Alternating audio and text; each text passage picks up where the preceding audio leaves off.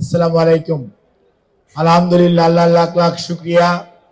আল্লাহ রাব্বুল আলামিন আমাদেরকে তৌফিক দিয়েছে মাহে রমজানে এই রুমে বসে ইফতার করার তৌফিক দিয়েছে। সাবেক ছাত্র বর্তমান চিকিৎসকদের এই ইফতার মাহফিলের মাননীয় স্বাস্থ্য পরিবার কল্যাণ মন্ত্রণালয়ের দায়িত্বে নিয়োজিত মাননীয় মন্ত্রী জনাব সরদার সাখাওয়াত হোসেন বকুল, অধ্যাপক ডক্টর এ.কে.এম আজিজুল হক, মঞ্চে উপবিষ্ট সিনিয়র দেব এবং বিএম এর সাবেক নেতৃবৃন্দ, বর্তমানে সিনিয়র চিকিৎসকগণ, আমার সামনে বসা সিনিয়র চিকিৎসকগণ সহ বিভিন্ন পর্যায়ের চিকিৎসক ভাই ও বোনেরা, সাংবাদিকগণ, আল্লাহর কি অশেষ মেহেরবানি।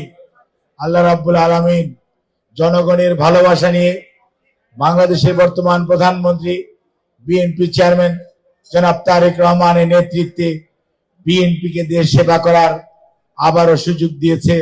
অর্থাৎ ৩১ দফার আলোকে আগামী দিনের বাংলাদেশ বিনির্মাণের জন্য দেশের মানুষ বিএনপির উপর আস্থা রেখেছে।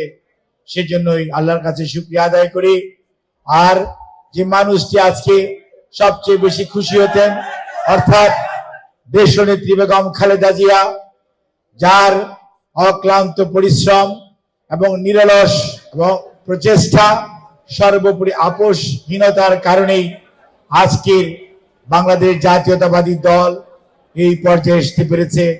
সেই জন্য আমি মহান রাব্বুল আলামিনের কাছে দেশনেত্রী বেগম খালেদা জিয়াকে আল্লাহ রাব্বুল আলামিন বেহেশত নসিব করুক, আর বিএনপির প্রতিষ্ঠাতা শহীদ জিয়াউর রহমানকে আল্লাহ রাব্বুল আলামিন গোরাজাব মাপ সহ আগামী দিনে জান্নাতুল ফেরদৌস নসিব করুক। সেই সাথে সকল শহীদ যারা ৭১ সহ ২৪ সহ বিগত ১৫ বছরে শাহাদাত বরণ করেছে, তাদেরকে আল্লাহ রাব্বুল আলামিন বেহেশত নসিব করুক। যারা পঙ্গুত্ব বরণ করেছে তাদেরকে আল্লাহ সুস্থ করে তুলুক।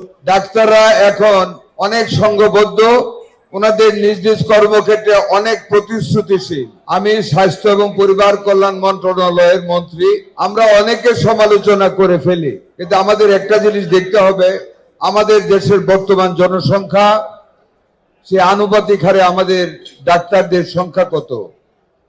আজকে আমি ঢাকা মেডিকেল কলেজ হসপিটালে তৎক্ষণাৎ ভিজিটে গিয়েছিলাম সকাল ৯:৩০।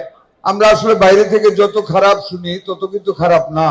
আমি আজকে মাননীয় প্রধানমন্ত্রীকে, আমি প্রায় ৮টি ওটিতে ঢুকেছি, ওটিতে ঢুকে মনে হয় নাই যে এগুলি ওটি। হঠাৎ আমি জিজ্ঞাসা করেছি এটা কি রূপ, বললো ওটি। দ্য রিজন ইজ দ্যাট এত আগে সেই তখনকার ধাঁচে যে ওটি করা ওই ওটি, বাট নিট এন্ড ক্লিন। তেলা পোকার সংখ্যা কম, সার পোকা নেই, খাবার দাবার রুগীদের জিজ্ঞেস করছি ভালো, তবে অনেক উন্নতির জায়গা রয়েছে। গার্বেজ সমস্যা, লন্ড্রির সমস্যা, অনেক কিছু আছে, সমস্যা আছে, এগুলি আমাদের দূর করতে হবে। একটা ওটি দেখেছি সেখানে, নিশ্চয়ই জাহিদ ভাই জানেন, একটা বিশেষ বিজনেস গ্রুপ করে দিয়েছে ৭৫ লাখ টাকা খরচ করে। সেই ওটিতে ঢুকে মনে হয় নাই যে এটা বাংলাদেশের কোন ওটি। It can be compared with any ওটি অফ দ্য ওভারসিজ হসপিটাল। আজকে মাননীয় প্রধানমন্ত্রীর সাথে আলাপ হয়েছে এবং কিছু বিজনেস মহলের সাথে আলাপ হয়েছে।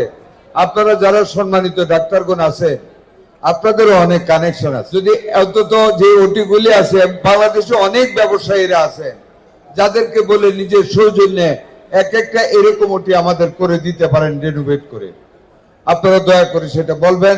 আমরা অনেকের কাছে আপিল করেছি, দু একটা গ্রুপ আগিয়ে আসতেছেন, ১ কোটি টাকা খরচ করে একটা আধুনিক ওটি করলে আমি আরো আনন্দিত। অনেকে মনে করেছে যে স্বাস্থ্য মন্ত্রণালয় ড্যাব খেয়ে ফেলবে। আমি তো প্রায় ১২-১৪ দিন হলো বসলাম, কোন আনডিউ প্রভাব কেউ ফেলতেছে না। আমি ডাক্তারদের সকল মহলকে, আমাদের নেতৃবৃন্দকে অন্তঃস্থল থেকে আন্তরিক ধন্যবাদ ও মোবারকবাদ জানাচ্ছি সেজন্য।